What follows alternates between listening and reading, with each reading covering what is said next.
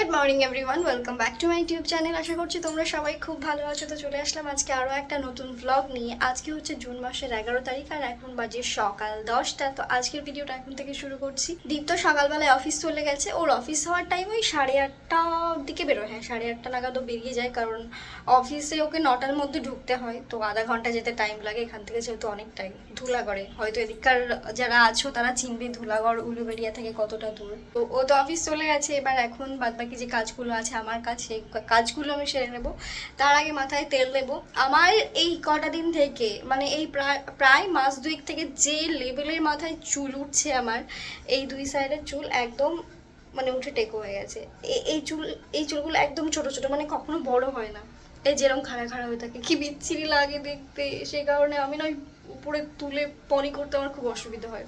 দুই দিকেই তাই সেম, মানে এর আগে যা চুল ছিল এখন চুলগুলো মানে পুরো এক জায়গায় গোছালে এইটুকু গোছে হবে, আমার এত পাতলা চুল হয়ে গেছে। তো চলো চুলে আগে তেলটা দিয়ে নিই।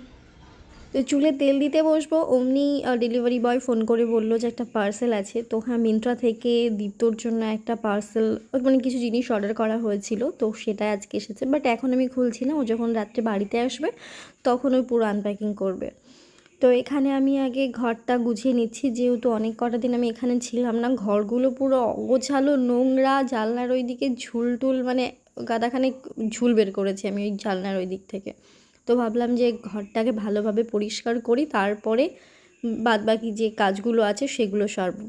তো আমি যখনই মানে মুর্শিদাবাদ থেকে উলুবেড়িয়ে যাই তখনই আমি বেডশিটটা চেঞ্জ করি, যেহেতু সপ্তাহখানেক হয়ে যায়, সপ্তাহখানেক 10 দিন। এবার যতদিন আমি এখানে থাকি, ধরো কোনো দিন আমি 15 দিন উলুবেড়িয়ে মুর্শিদাবাদ থাকলাম, 15 দিন ওই বেডশিটই পাতা থাকে।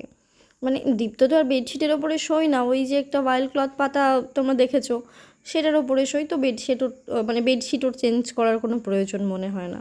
তো সেটা আমি গিয়ে করি। এবার আমি গিয়ে তো বেডশিটের ওপরে শুই, ওটাতে আমি আর শুতে পারি না। মানে টানা 1 বছর আমি ওটাতেই শুয়েছি, বাট আমার পক্ষে আর সম্ভব হয়নি, কারণ প্রচণ্ড অসুবিধা হয় ওটাতে আমার শুতে। তো এইদিকে উলুবেড়িয়াতে আসা প্রায় আমার অনেক কটা দিনই হলো, কিন্তু এই কাজগুলো করার আমি একদমই সময় পাইনি। তোমাদের তো এর আগের ভিডিওতে বলেছি যে দমদমে আমি একটা অ্যাডভান্স মেকআপের কোর্স করছিলাম। তো ওই সকালবেলায় বাড়ি থেকে বেরিয়ে যেতাম, মানে ওই 8:30 9টা নাগাদ, আবার বাড়ি আস্তে আস্তে সেই 9টায় বেজে যেত। তো সময় পাইনি বলে এতদিন করা হয়নি, তাই ভাবলাম আজকে সময় পেয়েছি, আজকে ঘরগুলো একটু গুছিয়ে নিই। আর দীপ্তর রুমে প্রথমে তো তোমরা দেখেইছো যে দীপ্তর রুমটা কেমন ছিল আর এখন কেমন হয়েছে। তারপরেও আমার মনে হয় যে না, রুমটাকে আরও সুন্দরভাবে সাজানো গোছানো যাবে বা কিছু, কিন্তু দেখো, আমার মনে হয় যে একটা রুমকে সাজানো গোছানোর জন্য জিনিস কেনার পরিবর্তে এক্সট্রা জিনিসগুলো যদি বাইরে বের করে দেওয়া হয়, তাহলে হয়তো ঘরটা একটু সুন্দর লাগবে। মানে ঘরের ডেকোরেশনের জন্য তুমি জিনিস রাখো, সেটা তো সুন্দর লাগবেই, কিন্তু যদি সেটা পসিবল না হয়, তাহলে ঘরের এক্সট্রা জিনিস, ফালতু জিনিসগুলো বাইরে বের করলেই মনে হয় ঘরটা ফাঁকা থাকলে ভালো লাগবে, কিন্তু সেটা তো পসিবল হয় না। আমি জানি না দীপ্তর কী এত কাজের জিনিস আছে, মানে বাড়ির পুরো বাড়িটাতেই কী এত কাজের জিনিস থাকে, কী এত কী থাকে ভগবানই জানে। কোনো জিনিস ফেলার না, মানে আমি কোনো জিনিস ফেলে দিলাম, মানে যে জিনিসটা আমার দরকার নেই আর কোনো কাজেই লাগবে না, সেই জিনিসটা আমি ফেলে দিলাম, ওই জিনিসটা পরে আমার শাশুড়ি মা তুলে আবার রেখে দেবে ঘরে। মানে এই রকম করে পুরো ঘর বাড়িতে মানে অগোছালো জিনিসে ভর্তি, এরকম একটা ব্যাপার।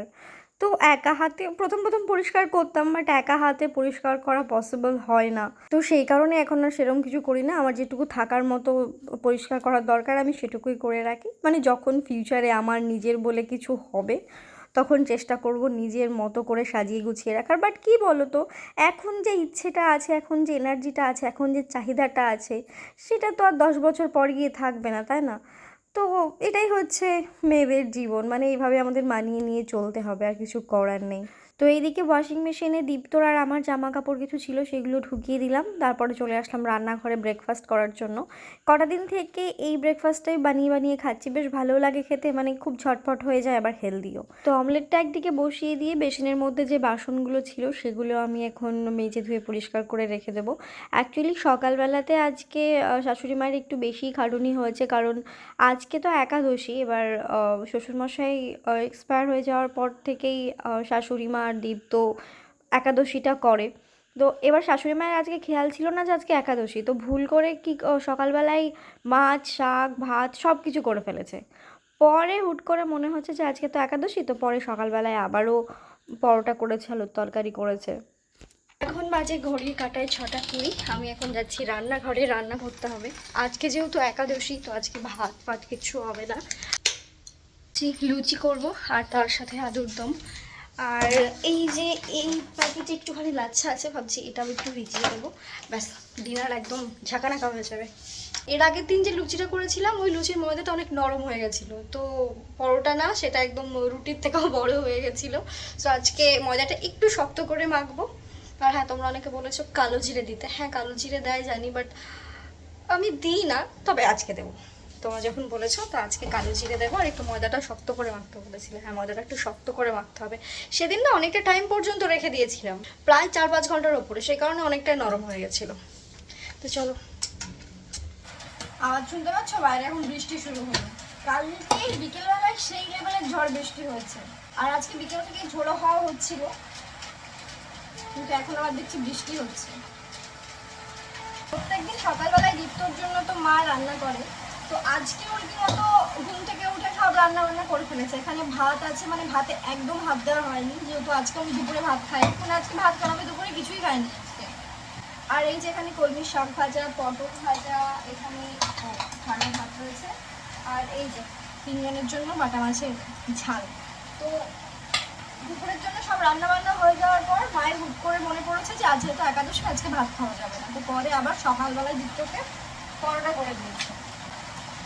এই যে আমার বরের কোনো খেয়ে দিয়ে কাজ নেই, শুধু রেসিপি পাঠাবে, শুধু রেসিপি পাঠাবে। এই যে এক্ষুনি একটা রেসিপি পাঠিয়েছে।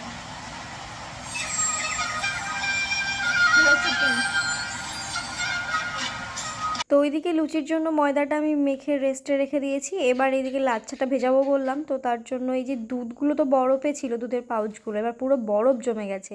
এবার এই দুধগুলো জলে ভিজিয়ে রেখে যে আমি বরফটা কাটাবো, সেই সময়টা আর নেই, কারণ দীপ্ত চলে আসবে। দীপ্ত আসার আগেই তো আমাকে সব কাজ সেরে রাখতে হবে, মানে যেটা করি আর কি। তো ক্যারি প্যাকেটগুলো আমি বটি দিয়ে কেটে কেটে এই যে এখানে একদম দুধের যে বরফগুলো হয়ে গেছে সেগুলো বের করছি। দেখো কি সুন্দর লাগছে না, পুরো শেপ হয়ে গেছে যেরমভাবে রাখা হয়েছিল। আজকে দুধের পরিমাণটা আমি একটু বেশি নিয়েছি, সেই তুলনায় কম লাচ্ছাটা ছিল।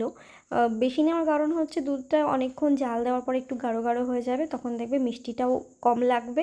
আর এমনি ন্যাচারালি যে একটা মিষ্টি ভাব আসে সেটা থাকবে, তাহলে খুব ভালো লাগবে। সেই কারণে দুধটা আমি একটু বেশিই দিয়েছি। গ্রেভিটার কথা বলছো তো? ওটাতেই প্রবলেম। লিকুইড হলে মাখা হতো এটা, মানে এর গায়ে লাগে। এর আগের বার যত আমি আলুর দম করেছি, প্রথম একটু ঝোল ঝোল থাকতো, তখন দীপ্ত বলতো যে আমি তো আলুর দম জানতাম যে আলুর দম একটু গ্রেভি গ্রেভি হয়, হোটেলেও সেরকম করে খেয়েছি, কিন্তু তুমি ঝোল ঝোল করো কেন? আজকে আমি ওই কথা ভেবে একদম গামাখা গামাখা গামাখা করেছি। আজকে এবার বলছি একটু ঝোল হলে ভালো হতো। মানে এই মানুষটাকে যতই যা করে দাও, ও খুদ ধরবে, এটা ওর স্বভাব। কিন্তু খেতাম না তো আজকে। হুম আজকে তো খেতাম না। আজকে একা বসে যায়। তোমার জন্য পার্সেল অর্ডার করেছিলাম, এসেছে। তোমার জন্য। আমি আবার কি এই ছেলেটাকে গেঞ্জি পরতে বললে গেঞ্জি পরে না, বলে দিন হ্যাঁ 12 ঘন্টা যাওয়া পরে আছি, তারপরে এসে পড়তে ভালো লাগে। দিয়ে একটুখানি ভিডিওর জন্য যে গামছা পরে থাকো, কেমন লাগে? পার্সোনাল ওটা দেখানো যাচ্ছে না, সো ও খুলে দেখুক কেমন লাগছে। জিনিসটা এখনো খোলেও নি, আগে দামের দিকে চোখ পড়ে গেছে। বলছি 700 টাকা দাম। সব কোনো জিনিস নেওয়ার আগে ওর দামটা যাবে, ওই চোখটা যাবে দামের দিকে।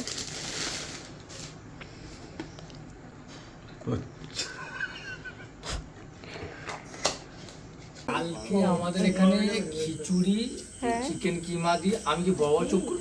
না, তুমি বলো। আচ্ছা, সৃষ্টি আছে, তুমি কি কে কি স্পন্সর করছে, কি কি হচ্ছে মেনুতে বলো, তাহলে আমি চিকেন কিমা দিয়ে খিচুড়ি আর নোটে শাকের চচ্চড়ি। চিকেন কিমা দিয়ে খিচুড়ি আর নোটের সাথে চচ্চড়ি। তো ইউটিউবে ছাড়লে আমি তাহলে না, তোমাকে ভালো লাগছে, ভালো লাগছে। তোমার নাইটি নিতে দেখা যাচ্ছিল না, আমি জাস্ট এই পর্যন্ত দেখাচ্ছি, এই পর্যন্ত। আমি তার সেজে গুজে আসি। কি খাবে? না না, তোমাকে দেখা যাচ্ছে না নিচটা। বলো কি খাবে, তুমি কি খাও? বলো যা খাবে তাই না খাওয়াবো। না, তুমি যেটা খাওয়াবে সেটা। যা খাবে তাই খাওয়াবো। বড় মা 1 কেজি কিমা দিচ্ছে, হ্যাঁ, লাগবে 2 কেজি কিমা। এটা কি আমার কাছ থেকে আর কিমাই চাইছো না নাকি? না, সেটা তোমার না না ব্যাপার। না না, কিমা দিতে হবে 1 কিলো কিমা যা। একদিন না দিতে ছাড় নোটে যাইছি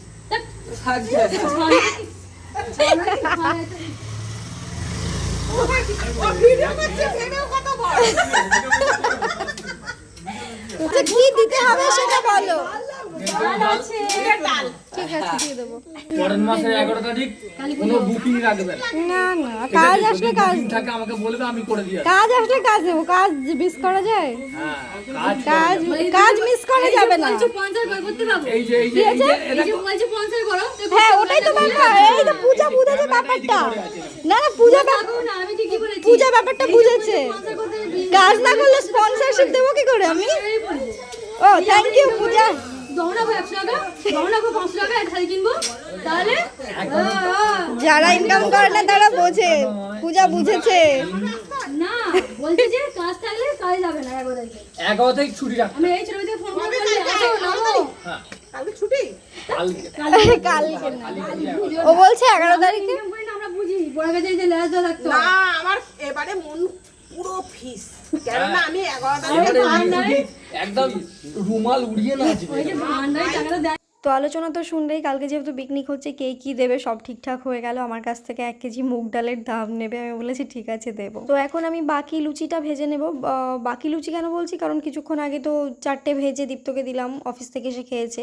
এবার তারপরে লুচি ভাজতে গিয়ে দেখি যে তেলটা কম পড়ে যাচ্ছে, তাই এবার সর্ষের তেল দিয়ে একটু ভেজে নিচ্ছি। একটু বড় বড় লুচি করো কেন? এর থেকে আর কত ছোট, তুমি সাইজটা দেখো ওখানে। তোমাকে ওই এতে তাহলে? ও হাওড়া স্টেশনে তো সব তুলে দিয়েছে এখন। মানে হাওড়া স্টেশনে বাস স্ট্যান্ড দেখা যায় এইটুকু লুচি আমি আর পাচ্ছি না, তুমি তাহলে আমাকে লেচি কেটে দেবে, বেলে দেবে, আমি করে দেবো আমি তোমাকে। যদি লেচি কাটতে এই বেলতে পারতাম না, ঠিক আছে তোমাকে বেলতে হবে না, তুমি আমাকে লেচি কেটে আমি দেবে। কাউকে মানে বুঝলাম এই না। থেকে আর কত ছোট লুচি করে আমাকে রুটি বোঝাও। আর পরোটা খাওয়ার জন্য আমি খুঁজি, মানে লোককে বলি, তার মানে আমার কাউকে বলার দরকার নেই। কোন জিনিসটা পারি না।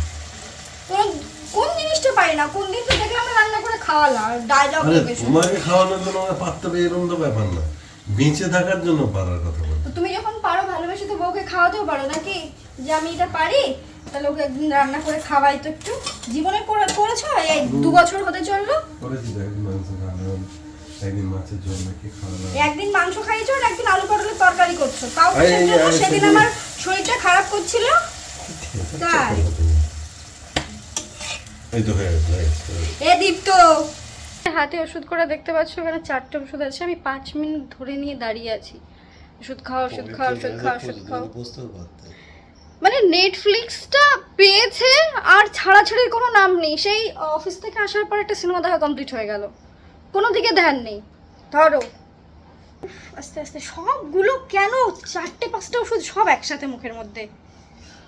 আজকের ভিডিওটা এ পর্যন্ত শেষ করছি। সবাই ভালো থেকো, সুস্থ থেকো, সাবধানে থেকো। দেখা হচ্ছে তোমাদের সাথে নেক্সট কোনো একটা ব্লগে।